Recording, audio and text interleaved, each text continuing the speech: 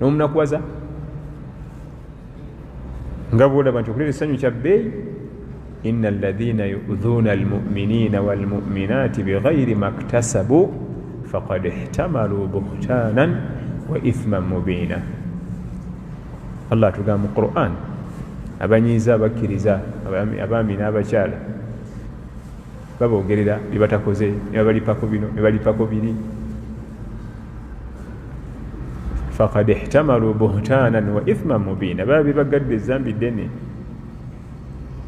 okwogerera omusiraamu.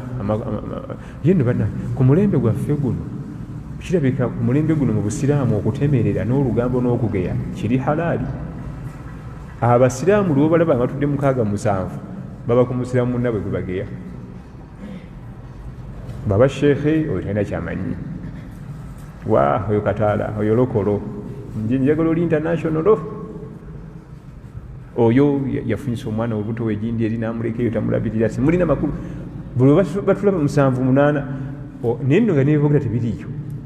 Ani yagga nti okutemerera kiri halaali? Olugambo kiri halaali ku mulembe gwaffe? Allah okukonjera kugeya lugambo nebyayogera tabimanyi, tebiriiko omutwe namagulu anakuwaza omusira. Eryo kabira min alkabair. Naam.